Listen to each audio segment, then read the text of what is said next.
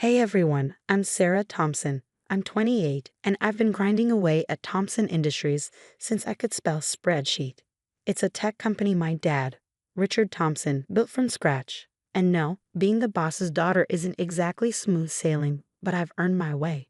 Just got promoted to chief financial officer, and it feels dang good.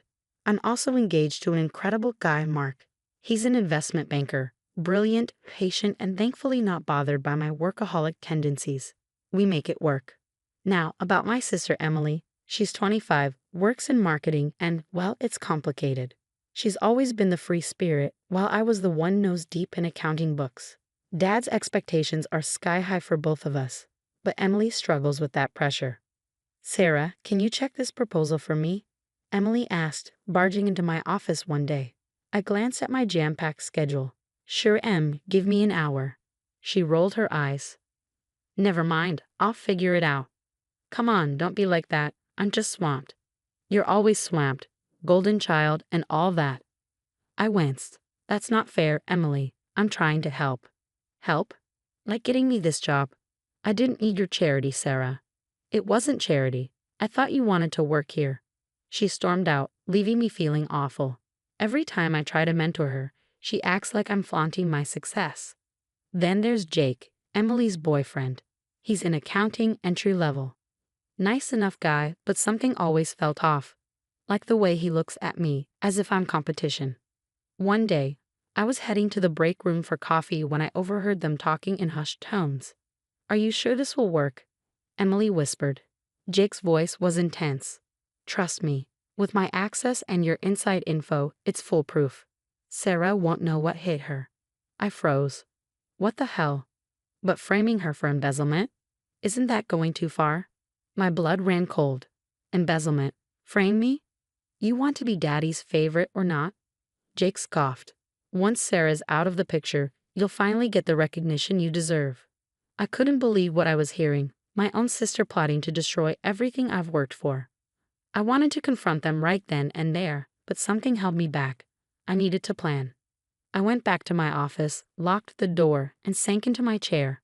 My perfect life now felt like it was built on quicksand.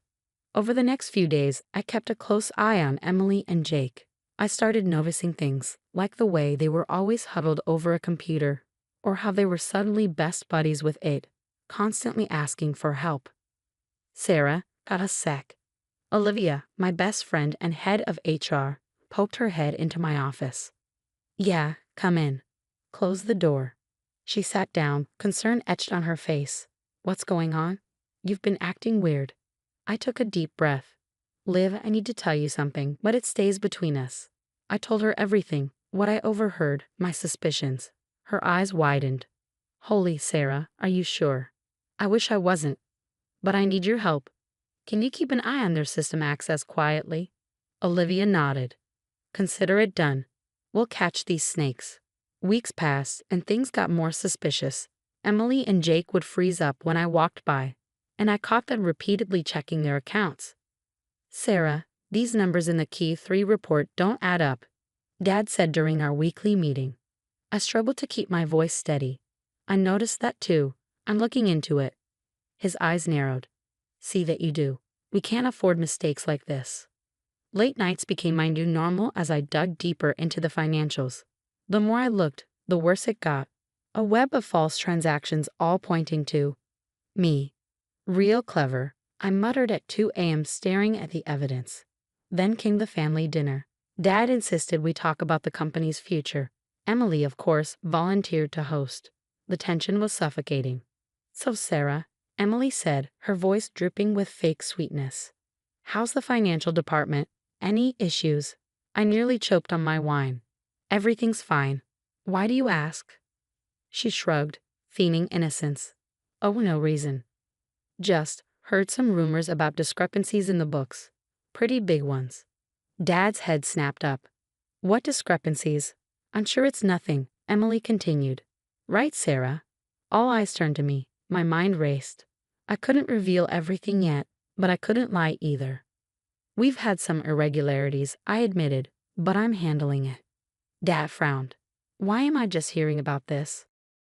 I wanted to have all the facts before bringing it to you. I replied quickly, trying to stay composed. I didn't want to cause unnecessary panic. Panic? My mom asked, her voice laced with concern. Sarah, what's really going on? I could feel Emily's smug gaze burning into me. She thought she had me cornered, but little did she know I was already 3 steps ahead. Look, I said, setting my fork down. There have been some issues with the financial reports. I've been working overtime to trace the source. It's complicated. Complicated, Dad echoed. Sarah, you're the CFO. Making things uncomplicated is your job. I know, Dad, and I promise you, I'll get to the bottom of this. Every penny will be accounted for. The rest of the dinner passed in a blur of tense small talk and sharp glances. As we were leaving, Emily grabbed my arm. Everything okay, sis? You seemed a little flustered in there. I met her eyes, my voice low and steady. I'm fine, Emily, and I think you know exactly why. The next morning, I marched into Olivia's office, fueled by determination. Slamming the door shut, I declared, "We're taking these bastards down." Olivia glanced up with a knowing smile. I was hoping you'd say that. What's the plan, boss? We spent hours plotting. It was risky, but it was the best way to expose Emily and Jake without bringing down the company. A fake acquisition. Olivia raised an eyebrow. That's bold, even for you. I grinned. Go big or go home, right? We leak info about Thompson Industries acquiring a hot new startup. Emily and Jake won't be able to resist using it for their scheme. Emily, of course, grew curious. She started probing me for details, cornering me at every opportunity. So this acquisition, she said casually one afternoon, must be a big deal, huh? A lot of money involved. I feigned indifference. You know I can't discuss the details, Em. She nodded, a little too understanding. Of course. Just curious. As soon as she left, I texted Olivia. They took the bait. Time for phase 2. Finally, the day arrived. I called an emergency board meeting. My heart raced as the executive team filed in. Dad looked concerned. Emily was smug, and Jake, nervous.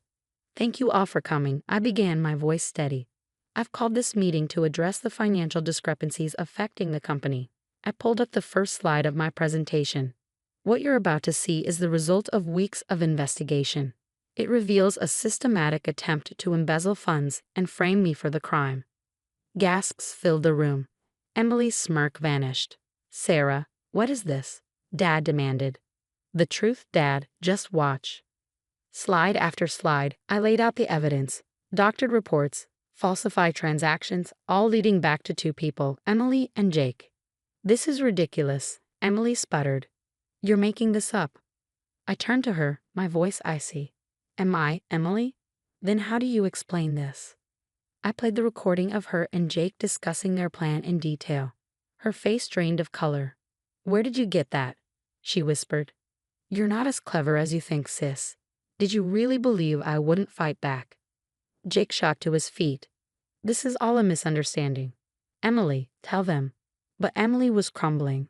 Tears streamed down her face as she looked at our father. Daddy, I just wanted you to be proud of me, like you are of Sarah. Dad looked shell-shocked. Emily, how could you? It was all her idea. Jake blurted out. She came to me, said we could both benefit if we took Sarah down. I just went along with it. Emily's head snapped up. You lying bastard, it was your plan. As they turned on each other, I felt a strange mix of satisfaction and sorrow. I'd won, but at what cost? That's enough, I said firmly. Security will escort you both out. The authorities have already been notified. As they were led away, Emily shot me a venomous glare.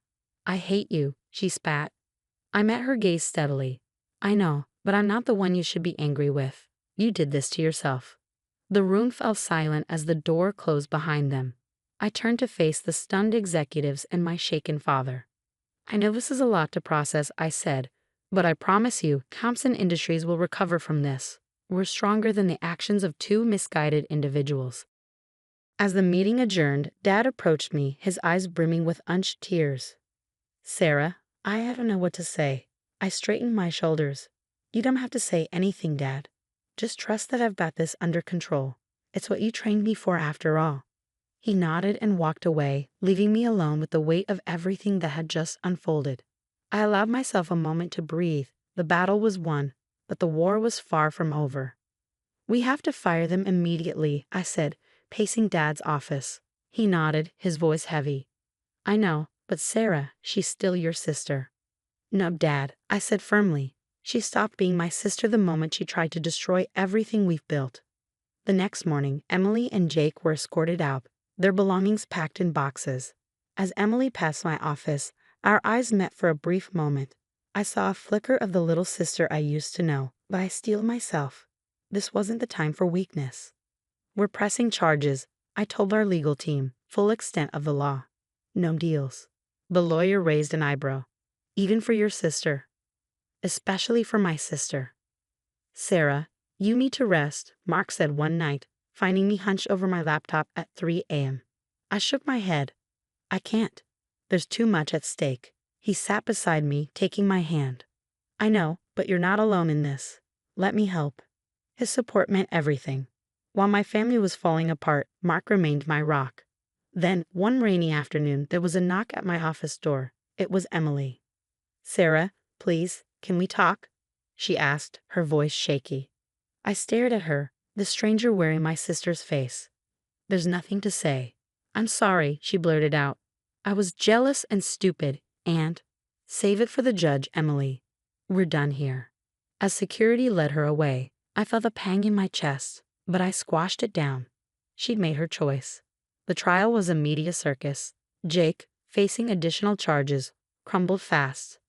He took a plea deal, throwing Emily under the bus in the process. Miss Thompson, the prosecutor asked me on the stand, did you have any indication of your sister's intentions? I looked straight at Emily. No, I trusted her completely. That was my mistake. I'm proud of you, kiddo, Dad said, hugging me tightly after the verdict. You saved this company. You saved our family. I hugged him back, feeling the weight of the past year begin to lift. Months later, I stood in front of a mirror, adjusting my wedding veil. Mark and I had decided life was too short to wait. You ready? Olivia asked, grinning. I took a deep breath.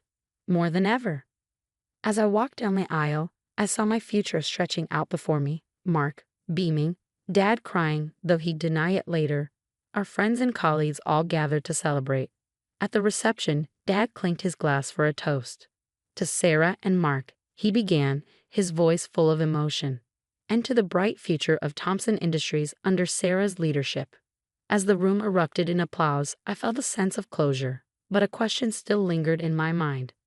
Now I turn that question to you. If you were in my shoes, could you ever forgive Emily for her betrayal, or would you cut ties completely, as I did?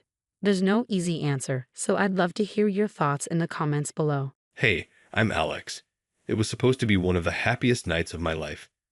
The house was glowing with warm light, and the smell of roasted chicken filled the air. I was setting the table with our best china, rehearsing the speech in my head, the one where I'd tell my parents that Sarah and I were engaged. Sarah, who had been my rock for the past 3 years. We met at a tech conference, both reaching for the last slice of pepperoni pizza. It was silly, but we clicked instantly. Everything looks lovely, Alex, Sarah said, stepping into the dining room. She was wearing her green dress, the one that made her eyes shine. I remember thinking how lucky I was. I hope they'll love the news as much as I do, I said, giving her a quick peck on the cheek. We had planned every detail, down to when we'd break the news during dessert. The anticipation was killing me, but in a good way. Dinner started off wonderfully. Mom had outdone herself with the meal, and Dad was in high spirits, cracking jokes about the neighbors. We laughed, shared stories, and it felt like the perfect moment was building, naturally leading to dessert. As we reached that point, my heart pounded. I took a deep breath and held up the ring, its sparkle catching the light. Mom, Dad, I wanted to share something special tonight. Sarah and I are engaged. The room went silent. The smile on my mother's face faded, and my father's expression darkened like a storm cloud rolling in. How dare you decide to marry outside our culture, Alex? My dad's voice was cold, each word soaked with disbelief and anger. My mom covered her mouth, tears welling up in her eyes. "You're bringing shame to our family," she whispered, more to herself than to me. I was stunned, my words stuck in my throat. This wasn't how I imagined the night would go. "Dad, I love her. She makes me happy. Isn't that what matters?" I pleaded. "You should know better," he shot back, standing so quickly that his chair toppled over. "Get out, and don't come back with such disrespect." Sarah, who had been silent, reached for my hand under the table, giving it a reassuring squeeze. I knew what I had to do. Standing up, I faced my parents, my voice steady. "I'm sorry you feel this way. I hoped for your blessing, but with or without it, I'm marrying Sarah." We left the house that night, the door slamming shut behind us, echoing the finality of the evening. As we drove away, the ring still in my hand, Sarah turned to me, her eyes glistening with unshed tears, but her voice firm. "We'll get through this together." And as we headed into the uncertainty of our future, I knew she was right. We were together, and that was what mattered. We were about to start a new chapter, just the two of us against the world. The weeks following my parents' rejection were a blur of emotions and difficult conversations. Sarah and I spent a lot of time at my new apartment, a small but cozy place that became our refuge from the storm. One evening, as we sat down for dinner, my phone buzzed nonstop. It was my Aunt Maria. I hesitated but answered, hoping for some words of comfort. "Alex, dear, what have you done? Your mother is devastated." Her voice was a mix of concern and disappointment. "I love Sarah. Aunt Maria. I thought they'd be happy for me. You know our traditions, Alex.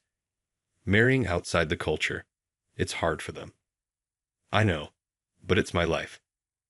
The call ended with promises to keep in touch, but the lack of outright support stung.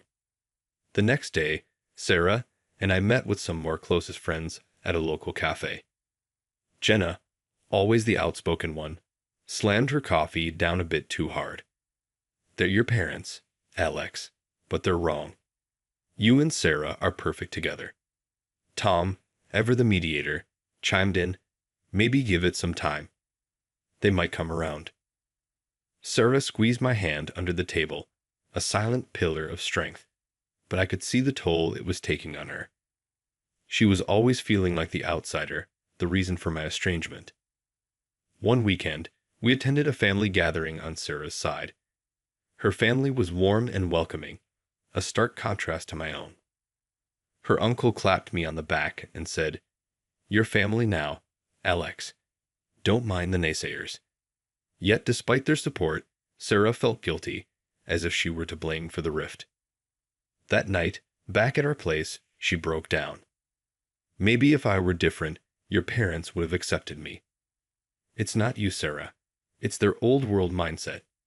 We can't let that dictate our happiness." But even as I comforted her, doubts crept into my mind. Was I being selfish? Was my happiness worth this division? The conflict between my love for Sarah and my loyalty to my family tore at me. One afternoon, I sat in the park, watching families go about their day. Laughter echoed from the playground, but I couldn't shake my solemn mood. An old man, noticing my expression, sat down next to me. "Trouble with the heart of the home?" he asked. "Both, I guess," I admitted and ended up sharing my story. He listened quietly, nodding as I spoke. "Son," he said thoughtfully, "home isn't just where you come from. It's where you make it with those who love you, traditions and all." His words lingered in my mind as I made my way back to Sarah. That evening, as we sat on the balcony overlooking the city lights, I took her hands and said, "We'll build our home, Sarah, with or without them. Our love, our rules." In that moment, I knew that no matter the opposition, we would forge our path together, building a future where love transcends tradition. Sarah and I found solace in planning our wedding. We poured our energy into picking venues, tasting cakes, and choosing invitations that told our story, a blend of our cultures, symbolizing unity, love, and diversity. One afternoon, We found ourselves in our counselor's office, a cozy, book-lined room that felt like a safe harbor. Dr. Bennett, our counselor, was a patient listener, helping us navigate the emotional turmoil we faced. As you build this new chapter, Dr. Bennett said gently, it's not just about moving past the pain, but understanding and growing from it. His voice was calm, reassuring. Sarah nodded, squeezing my hand. It's hard. I feel like I'm the reason Alex is estranged from his family. That's not true, Sarah, I quickly responded. It's about them not accepting my choice, not about you. Dr. Bennett smiled slightly. It's important to remember this isn't about blame. It's about creating a space where both of you feel accepted and loved, no matter the external pressures. The next few weeks were filled with wedding preparations. Each detail we planned together felt like a step toward healing. But in the back of my mind, the thought of reconciling with my parents weighed on me. Could I truly move on without trying one last time? That question hit hard when, one evening, my brother Michael unexpectedly showed up at our apartment. Mom's sick, Alex. She's been asking for you, he said, his voice tense. The news hit me like a punch to the gut. My first instinct was to rush to her side, but then I remembered their harsh words, their rejection.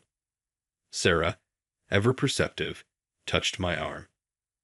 Maybe this is a chance to mend things, or at least find some closure. With her encouragement, I decided to visit my mom. As I stood outside her hospital room, I hesitated, unsure of what awaited me. Taking a deep breath, I stepped inside.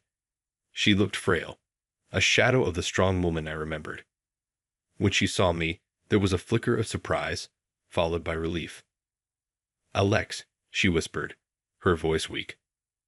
Mom, I'm here, I said, simple words loaded with unspoken emotions.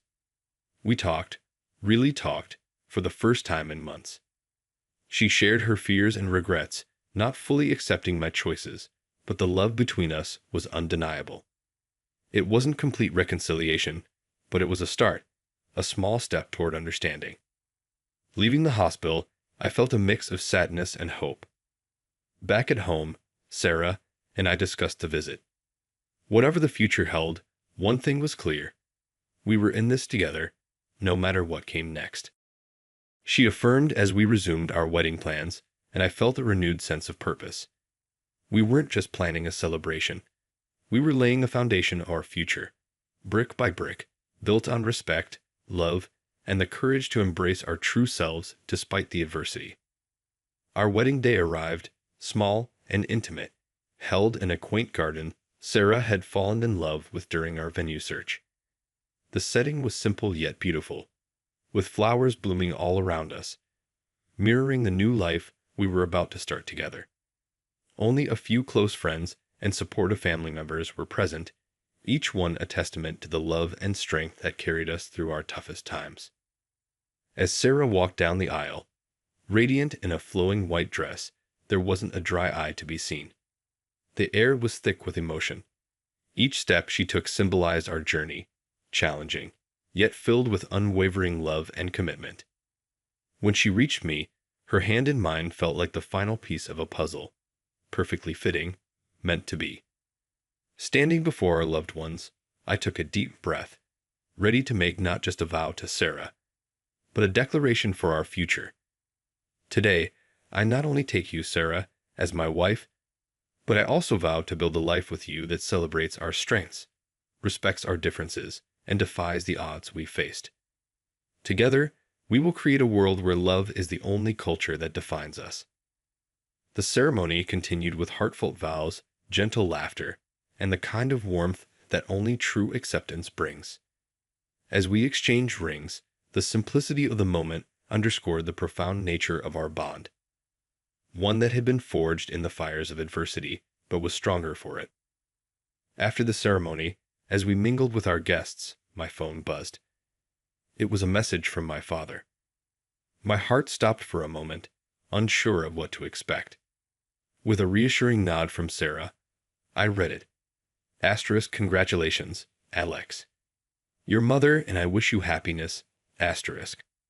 It was brief, and while it didn't erase the pain of the past, it was a gesture, a small olive branch that hinted at the possibility of healing. Sarah squeezed my hand, her smile telling me everything I needed to know. We're doing this together, no matter what comes our way, she whispered. Later, as we stood looking out at our guests, basking in the joy of the day, we both knew this was just the beginning. Our future stretched out before us, promising not just challenges, but the potential for incredible joy and fulfillment. We were ready to face whatever life threw our way, knowing that at the end of the day, we had each other, and that was more than enough. As we walked back through the garden, the setting sun cast a golden glow around us, the light of 1,000 possibilities shining on the path ahead.